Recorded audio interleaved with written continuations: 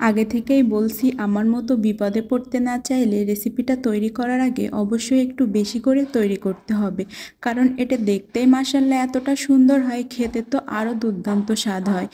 একটা প্যানে 1 কাপ আটা নিয়ে তাতে স্বাদমতো লবণ, অল্প একটু জর্দা রং ও 2 টেবিল চামচ তেল দিয়ে আটাটাকে মেখে নিয়ে অল্প অল্প পানি দিয়ে একটা ডো তৈরি করে নিতে হবে। আপনারা যে কোনো জর্দা রং দিয়ে এটা তৈরি করে নিতে পারেন আপনাদের পছন্দ মতো কালার। আর আমি আরেকটা ডো তৈরি করেছি নর্মাল যেভাবে মোমো তৈরি করি সেই মোমোর ডো, সেম একইভাবে, কিন্তু তাতে কালার দেইনি, সাদা রেখেছি। এখন এখান থেকে একটু ডো নিয়ে একটা পাতলা রুটি তৈরি করে নেব, যাতে করে মোমোর শিটগুলো খুব সুন্দরভাবে তৈরি করে নিতে পারি। এখন পাতলা রুটিটা তৈরি করা হয়ে গিয়েছে।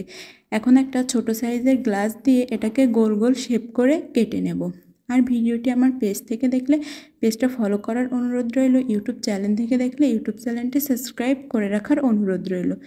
এখন মোমো তৈরি করার জন্য আমরা রেগুলার যে সাদা আটাটা মাখি ওই আটাটা থেকে কিছুটা ডো নিয়ে রুটি বেলে এটাকেও গোল গোল শেপ করে কেটে নিয়েছি।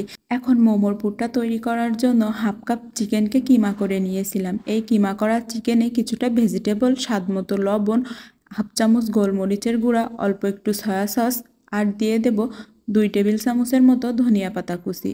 আর এখানে দিতে হবে 2 টেবিল চামচ তেল, দিয়ে সব কিছুকে মেখে নেব।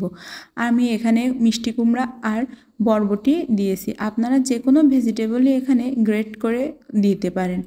এখন প্রথমে একটা সাদা রুটি, তারপরে একটা হলুদ রুটি, তারপরে আবারও একটি সাদা রুটি আর একটি হলুদ রুটি, এভাবে 4টা রুটি একটার পর একটা সাজিয়ে নিতে হবে।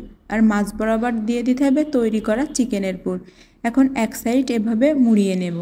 এখন এক কর্নার থেকে এভাবে গোল করে রোল করে নিলেই তৈরি হয়ে যাবে গোলাপ ফুল শেপের কিউট কিউট মোমো। আর আমি তো বাসায় এটা তৈরি করে বিপদে পড়ে গিয়েছিলাম। সবাই এতটাই বেশি পছন্দ করেছিল, যেমন দেখতে হয়েছিল খুবই সুন্দর, তেমনই খেতে হয়েছিল মাশাআল্লাহ অনেক বেশি সুন্দর।